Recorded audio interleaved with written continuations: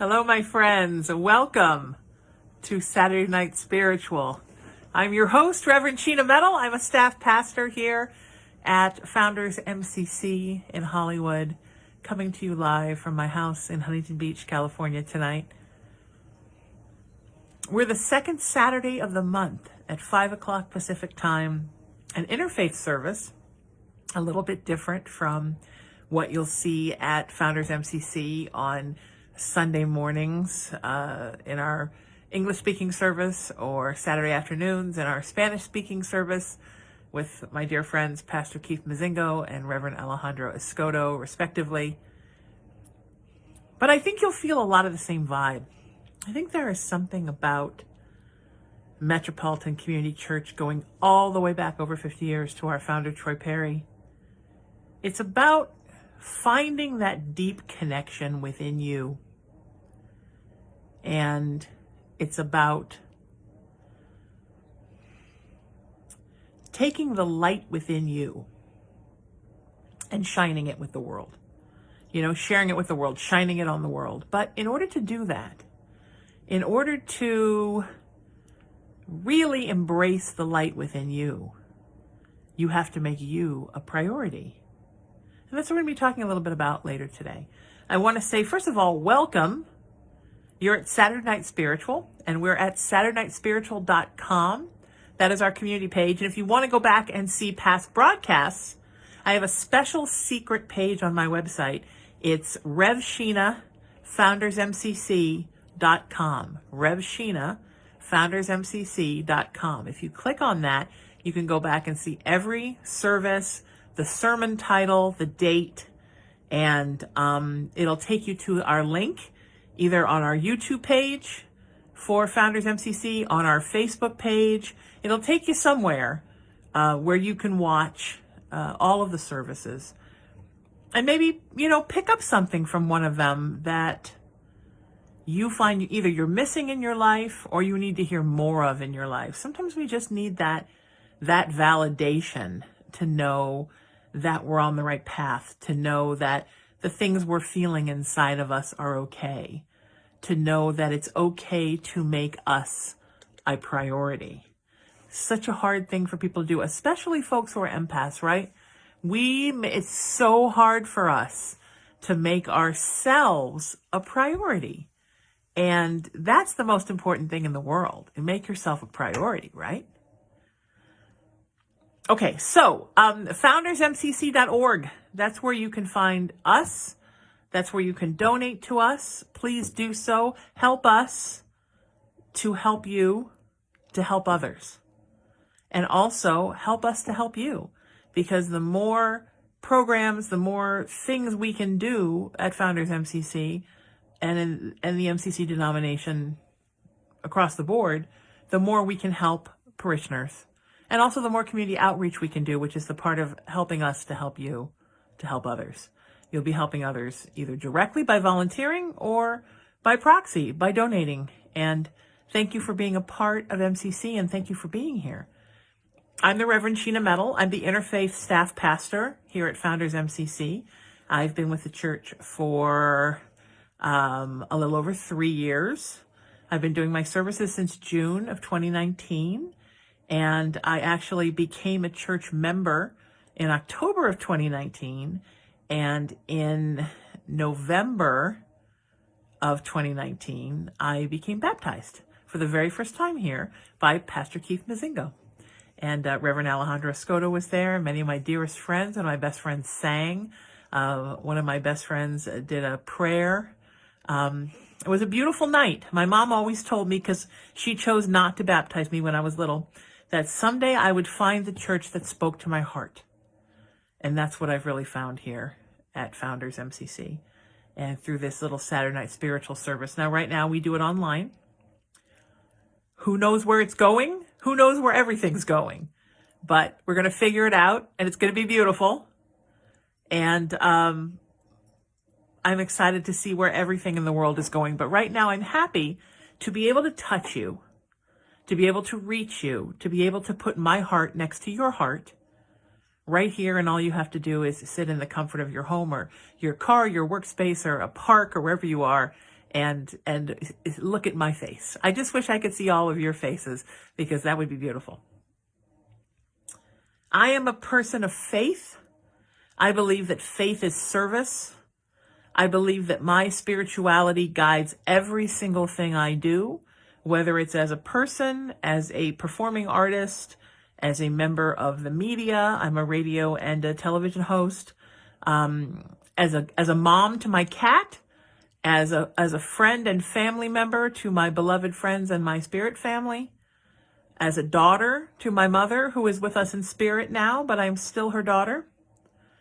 I believe our spirituality guides everything that we do, and that life becomes so much easier if you stop sort of trying to throw yourself against a door, a locked door that won't open, and just go to the river, get in the canoe, pull in the oars, and let Spirit take you for a gentle ride and reveal to you what your next steps are. That's how I live my life.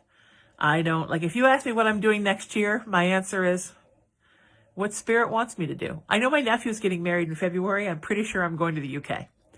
Aside from that, Spirit will reveal when it's time. Just this week, Spirit has revealed 4 new paths for me. Beautiful. You just keep saying yes, and then you allow Spirit to reveal. So I do a friend show a couple of times a month. I sit in on her show. It's an all-female panel. It's called Between the Sheets, and it's kind of like a sassy view. And yesterday I had an appointment, so I had to be up close to where it's taped. And I didn't want to go. I was trying to figure out a way to Zoom it. I didn't want to sit in the rush hour traffic. And then I thought, you know what? No, I'm going to put my big girl pants on and I'm going to go. So I headed up there and got through my daily life stuff I had to do up there. Went to the studio for the first time since COVID and sat in the studio with these lovely ladies. And it was very magic. It was magic to reconnect. It was magic to be there. We went out and had breakfast afterwards. I haven't gone out and had a late night dinner in forever. I haven't gone to dinner in a restaurant in Los Angeles since COVID. Down at the beach where I live, yeah, but not up there. And then in the midst of it, this beautiful creative opportunity came. 2 of them, actually. So had I not gone, had I said no, had I gone against what Spirit wanted me to do, had I gone against my own inner light, had I allowed negativity to block me and convince me not to go, all of those wonderful opportunities wouldn't have happened. And so when I said earlier, and I'm going to talk more in a little while about making it all about you, making it about you, not all about you. We're going to talk about that. Actually, the sermon for this month is called Make It About You, but not all about you. So that's what we're going to be talking about. That's a hard place. It's a hard gray area for people to find. The point is, always follow the message that Spirit is giving you, because, you know, as the Christians say, God has a plan. And it's true. There is a plan for you. There is a plan for everybody. You are here for a reason. You're not randomly just plunked here because somebody made a mistake or somebody's soul slipped out the hatch. You're here for a reason. Your gifts are needed here. Your light is needed here. Your energy is needed here. You are important, and you are needed here. And there is a plan for you. You're supposed to do something with these gifts. So when I was a kid, my nerdy friends played a game called Dungeons and Dragons. I wasn't as into it, but I was fascinated by it because of the destiny factor, the serendipitous factor, the kismet factor. So in Dungeons and Dragons, you wandered through this mystical land, and you would encounter things. Reverend Sheena encountered a wizard, and the wizard gave her a wand. Okay, well, I don't need a wand right now, but you stuck it in your pack and you kept walking, and you rolled the dice again. you have encountered a troll in the forest. Reverend Sheena encountered a troll, and the troll has given you a sword. Well, I don't really need a sword, but all right, I'll put the sword in my pack and I'll keep going. And that's how you played. You rolled, you walked, and powers were given to you, items were given to you, and you kept them in a pack. And when we were kids and everything wasn't digital, when I was a kid, you just wrote everything down, right? You wrote, I have one sword, I have one wand, I have one bag of gold, I have one pair of magic shoes, I have the power of invisibility, I have the power of strength, and you would write them down. And you'd move your little man or woman through the, and now non-binary human through the, or even not human. Sometimes you chose to be somebody that wasn't even a human, and you walk through. Then somewhere along the way, something would happen. Reverend Sheena has encountered a dragon and needs a sword. Reverend Sheena has encountered a princess that needs to be freed, and it takes a wand. And slowly you realize that all of these powers and all of these objects and tools that you were amassing in the first part of the game, were being used in the second part of the game to overcome the conflict and move forward. Now, if Dungeons and Dragons is not a perfect analogy for your spiritual path, I don't know what is, because that's what it's all about, right? You have given the gift of musical talent. You have been given the gift of empathy. You have been given the gift of foresight. And then in your life, these things are needed. I've never met anyone in my entire life on the earth. I have never met a soul who was given a gift that later in their life, at some point, God didn't call them to use that gift. That's what it's about. God gives, right? And then God will ask you to give to others using what you've been given. It's like how when you donate to Founders MCC, right? And I say, help us to help you to help others. Spirit gives you gifts to help you and also to help others. And that is the circle of wonder, right? You get something and someone needs it. Someone else gets something and you need it. You're a shoemaker and someone needs shoes. You need therapy and someone is a therapist. You need someone to get your cat out of a tree and someone is a fireman. The fireman might need shoes. And guess what? You make shoes. It's a circle, right? You make shoes, you need therapy, the therapist needs their cat out of a tree, the fireman gets the cat out of the tree, the fireman needs shoes. And there's a perfect circle of how everyone's gifts have gone to help others. This is what your spiritual path is. And this is why you shouldn't fear walking down your path and you shouldn't panic. And you should know that everything's for a reason and everything Spirit asks you to do is to somewhere help others, the world, the universe, Spirit themselves along the way. Now, I say Spirit, you may say God, you may say Goddess, you may say higher power, you may say Great Spirit, you may say Source, energy, universal energy, the universe, all of that is fine. God doesn't care what you call them. It's all good. There's a noise, and I'm going to eliminate it. Hang on. I have to tell you what it is. I turned a light on, and I have a solar-powered Lucky Cat. I love the Lucky Cat and all that it represents. It reminds me of my Cullen, only he's kind of a bluish gray. Somebody gave this to me as a housewarming present, and I forget sometimes when I turn on all the lights in here, so it looks good, the camera looks good, that one of the lights shines right down on Lucky Cat, and then he goes to town. Now, when he's normally going to town, he does it in a quiet way. Oh, now he stopped because there's no light. But when he really gets rolling, you can hear him go click, click, click, click, and I didn't want you to hear that in the background. So what does interfaith mean? We talk about this every time. What does interfaith mean? I had a very interesting talk a couple of times the last couple of weeks since I saw you here last on my radio show. I do 2 syndicated radio shows for iHeartRadio.com and the Live Paranormal Network. what does interfaith mean? And here's the answer. It means everything. It's the all-encompassing of everything. It's when you're playing the Dungeons and Dragons game and you're walking down the path and you're being bestowed the gifts and the powers, and then using those gifts and powers to overcome obstacles and or to help others. It's not about the wizard only gives you a wand if you're Jewish, or the princess can only be rescued in the tower if you're a Christian. It's about powers, gifts, right? Gifts, and how you use those gifts to help others and to overcome the obstacles in your own life. That is interfaith. It's all of us in the world on our own spiritual path as one family of humans and animals and insects and reptiles and fish and everything else. One human family, one family of earth creatures walking a path together.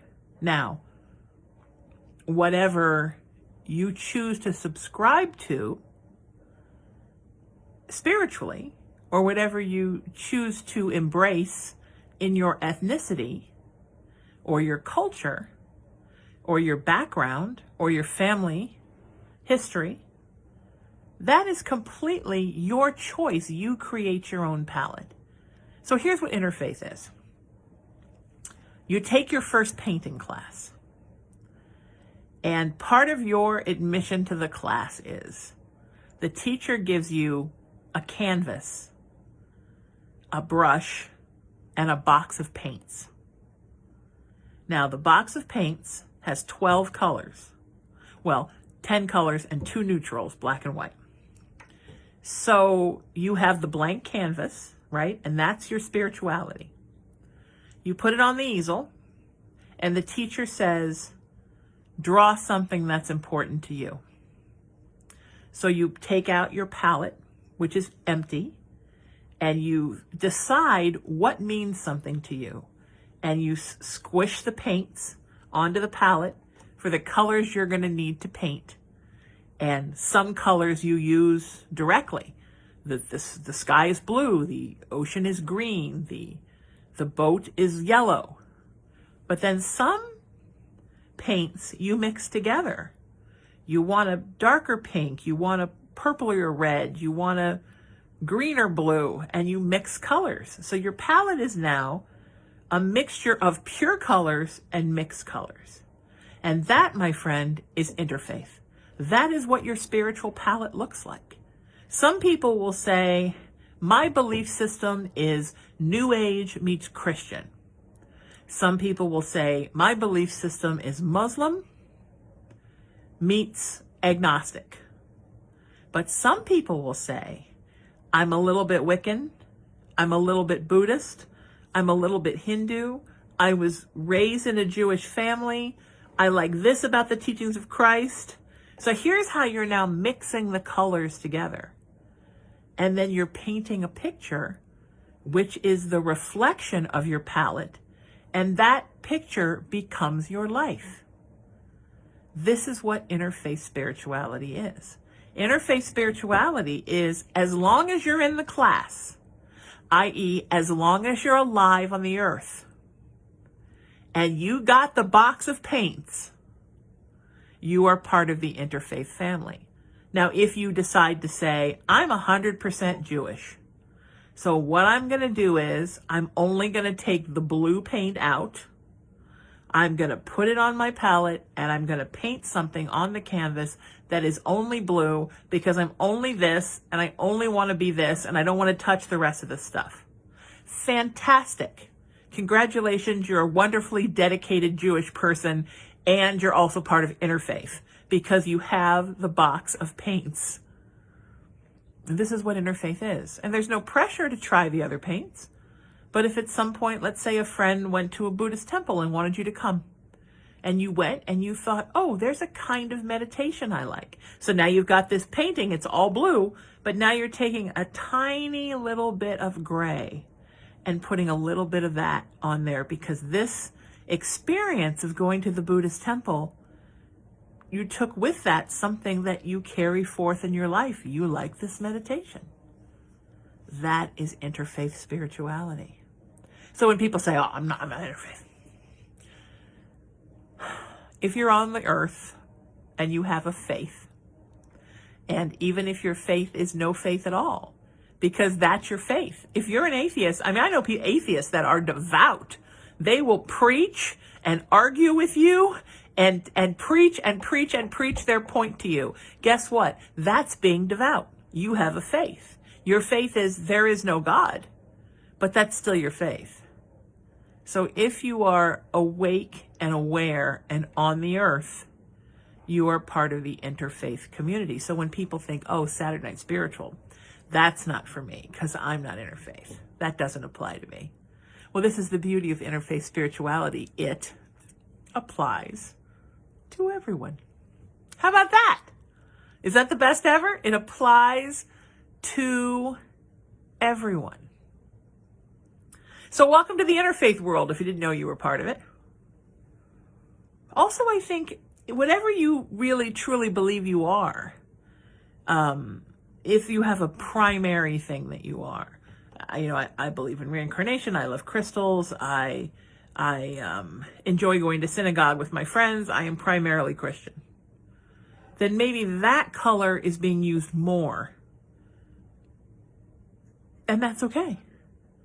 Because whatever it is that you primarily are, or sometimes whatever it is that you were raised, that you've decided to stay in, not everybody stays in the religion they were raised in, the faith they were raised in, but some do, that becomes even purer and truer, and you become more devout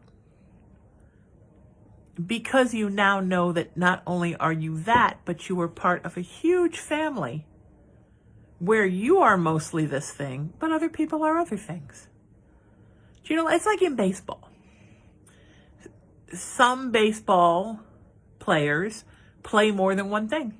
They switch between left field and right field, or sometimes they play shortstop, sometimes they play third base, some their entire life, just the one thing. But they're still part of the team. That is what interfaith spirituality is. So even if you don't know your interfaith, even if you don't believe your interfaith, you're still interfaith. And isn't that great? So welcome to Interfaith Spirituality. Now here's what we're talking about today. So last night, as I said, I went into town and I did this show with my friends, and I had so much fun, and it was so wonderful, and it was so beautiful. So good to see everybody's beautiful faces, and it meant so much to me, and I absolutely loved it. So somehow we got on the subject of dating, as often happens when a bunch of ladies get in a room together, and we were talking about relationships that didn't work out and why. And one of the ladies on the panel said that the most important thing in a relationship is you have to first have a relationship with you. Now, I talk about this a lot here. If you've watched a lot of Saturday Night Spiritual services, you will know that I always talk about the 4 major groups, right? The 4 major relationships you will have in your life. Most importantly, your relationship with you. How well seated are you inside of yourself? Number 2, your relationship with higher power. How are you becoming part of the everything and connecting to spirit? Number 3, your relationship with the world. What are you doing to make the world a better place? Where do you fit in here? What is your place? Have you found your place? Are you being the best little cog in the wheel of the world that you can be? And 4th, your relationship with others. Who do you love? Who is your primary partner? Who are your friends? Who's your family? Who are your coworkers? Who are your acquaintances? What people do you share hobbies with, or do team sports with, or take classes with, or whatever the story is? That's the order that it should be in, but most people reverse that order. So first, what do other people think of me? Second, what does the world think of me? Third, what does God think of me? 4th, oh, what do I think of myself? Kind of as an afterthought. This is where unhappiness comes in. It's where unhappiness comes in. It's where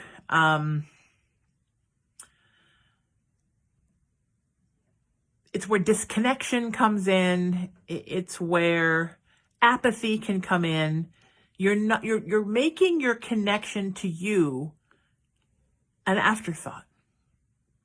But the truth is, like the flight attendant says on the plane, you put the oxygen mask on your mouth first, and then you can save everyone else. So that's why I'm saying today, remember that it's about you.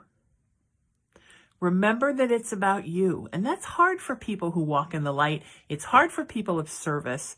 It's hard for people who are empaths, because we're always trying to find a way to help others, give to others, give you the shirt off your back. I always like to say an empath will give you the shirt off their back, and a narcissist will give you the shirt off someone else's back, probably an empath.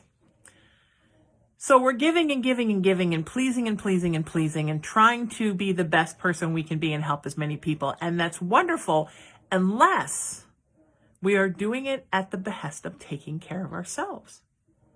And that's why sometimes you need to sit down, meditate, be calm, be in the shower, when you're going to sleep at night, when you're chilling, zoning, petting an animal, whatever makes you chill. And you have to remember and listen to the message that Spirit is always sending you, which is it's about you. All right? It's about you. It's always about you. It's your journey. It's your spiritual path. And it's okay to make it about you. Okay? It's always about you. But it's not only about you. And this is where some people have a hard time. And I think also, it's where empaths and givers, right? And people who care about the world as a whole, people who care about humanity as a whole, about species as a whole, it's where we have a problem. Because we believe that in making it always about us, we're making it only about us. And those are two different things. It's like, I teach this all the time when I teach workshops. Self-love is not selfish. Self-love is one of the most selfless things you can have, because you know you have to take care of yourself in order to take care of others. You have to love yourself in order to be somebody who can truly love another. You need to learn to help yourself in order to be somebody who can truly, safely, and securely help another without losing yourself in the process. Because if you're helping, then you completely lose yourself and you've learned no life lessons, because you're floundering, you don't get sleep, you don't get nourished, you're always stressed, you're not healthy, you're not happy. You're not truly plugged in and connected to yourself. You're not really engaging with others. You're not ever making it about you. And I think those of us that were raised wanting to help people and not make it all about us, right? We're like, it's not about me. I'll just help 50 more people. I'll eat next Tuesday. I'll relax 3 years from now. I'll take some time for myself. Never.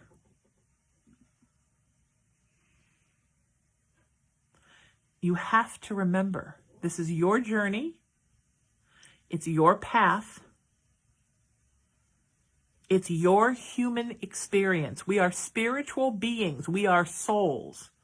We are here on this earth plane in soul school having a human experience. So therefore, it is always about us. But it's not only about us. And I think sometimes folks overcorrect. I think sometimes folks that aren't empaths, that aren't givers, think, well, this is my journey and it's all about me. So I'm just going to do this and it's only about me. Nothing else matters.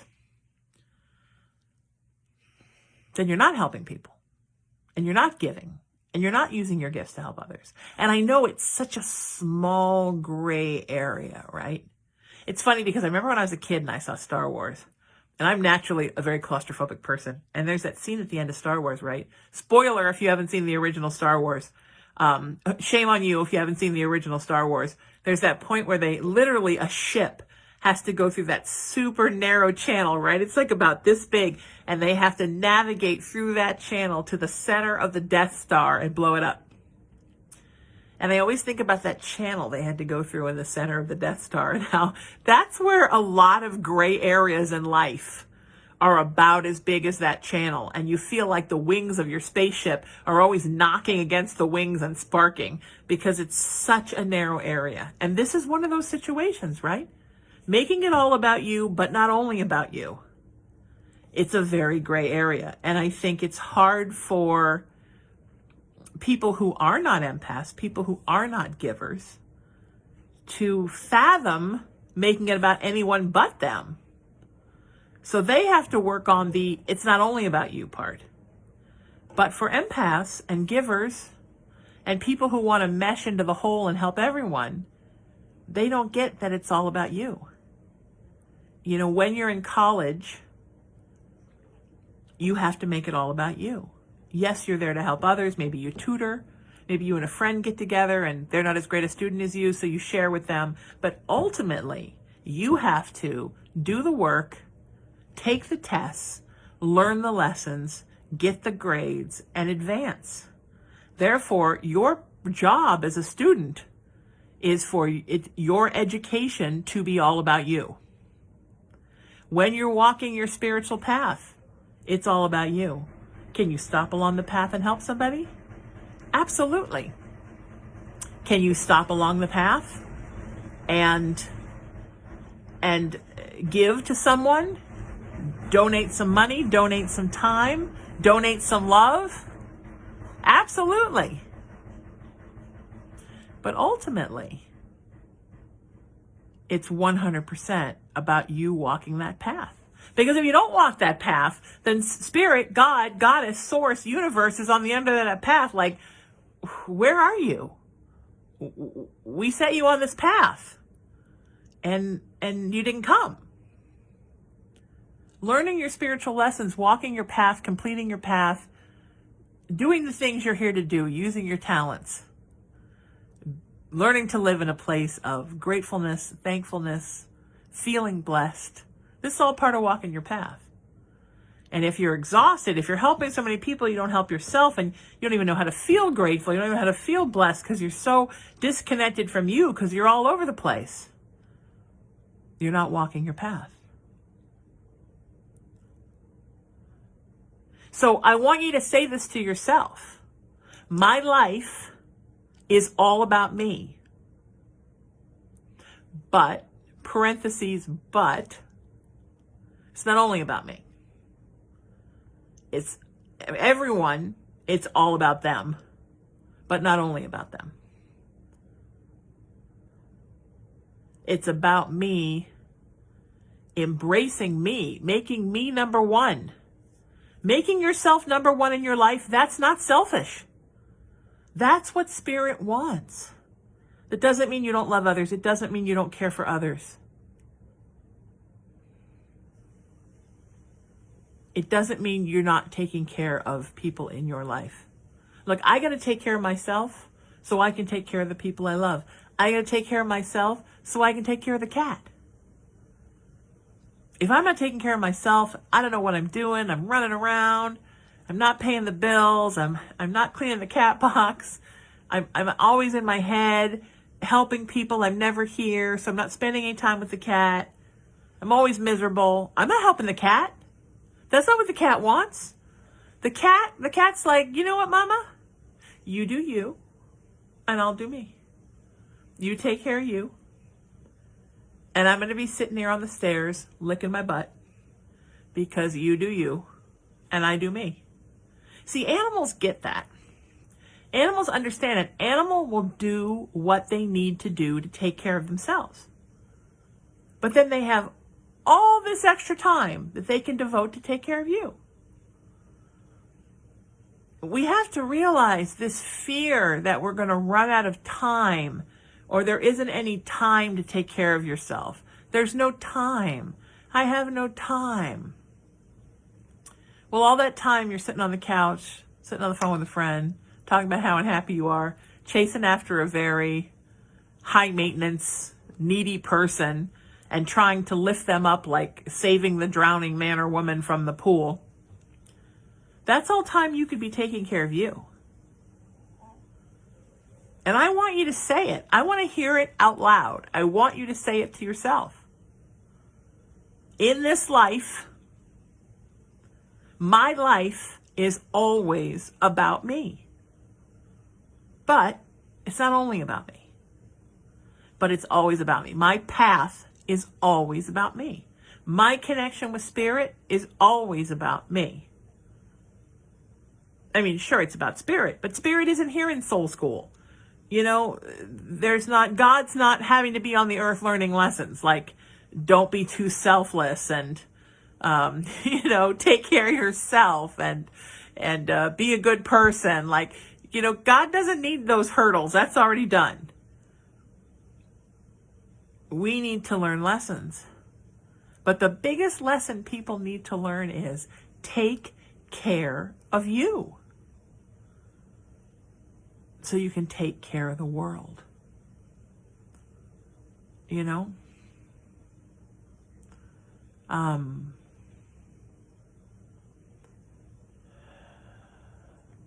Okay, Dallas has got it. Dallas just said, my life is always about me, but it's not only about me.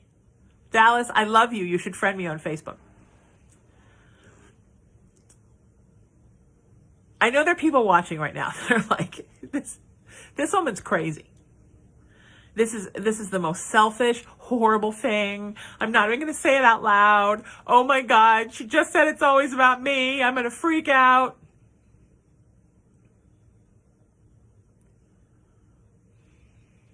But it's true. And I think a lot of people think when they get to the pearly gates, right? Some people believe in judgment. I believe in evaluation. As it's been explained to me, when we pass and we go home, some people call it heaven, I call it home. Spirit, we have an evaluation where Spirit discusses with us what has gone on in the previous life. And I think some people think if they sacrifice and sacrifice and sacrifice and live with their inner misery and don't take care of themselves, they're going to go home and Spirit's going to be like, you're wonderful. You're a saint. But the truth is, Spirit's going to look at you with their energetic spirit eyes and say, what were you doing to take care of you? You didn't learn any lessons. You didn't overcome your obstacles. You didn't even use your gifts because you're so out of touch with your gifts. Because you're just running around like a chicken with your head cut off, thinking you're being self-sacrificing. I mean, just that word, self-sacrificing. I mean, that's like putting your head on the block and pulling the guillotine down. Look at me, I'm self-sacrificing. I mean, that's a horrible word, self-sacrificing. If somebody said to you, you know what I like? Human sacrificing. You would go, oh, and you'd freak out. You'd call the cops. You'd call the neighbors. You'd tell your friend, that guy that lives next door, he's into human sacrifice. All of a sudden, you imagine there's a table and there's blood and there's horrible things happening. Yet we walk around proudly saying, you know what I am? I'm self-sacrifice. Well, guess what? Self-sacrifice is a kind of human sacrifice because you're sacrificing yourself. Now, I'm not saying there aren't situations where you get called to be the one to run into the burning building and save the child, and sometimes you don't make it. Or you don't get called to be the one to, when you're on call as a police officer, you get injured trying to help other people. But that's not self-sacrifice. That's you using your gifts and doing your service And sometimes it winds up that it's your time to go home. But that's living in service. That's not self-sacrifice. Self-sacrifice is, I'm just going to every day not take care of myself. And it's not what Spirit wants, my friends. So remember, okay, remember,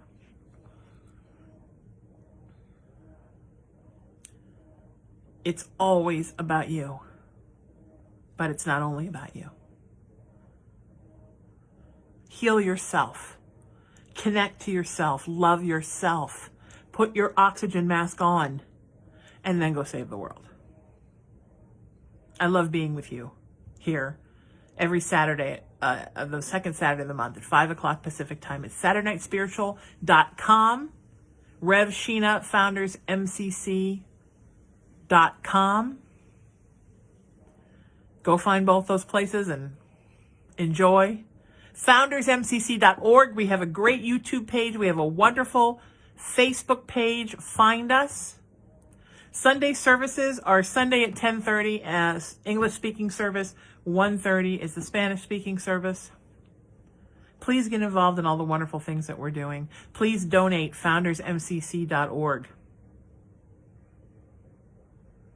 Make sure you write Saturday Night Spiritual so they know you enjoyed this a little bit.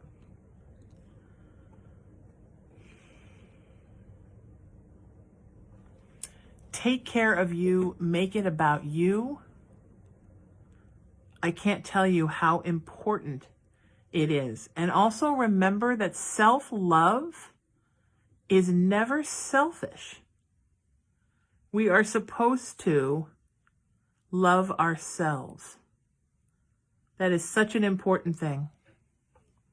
You can find me at SheenaMetalSpiritual.com.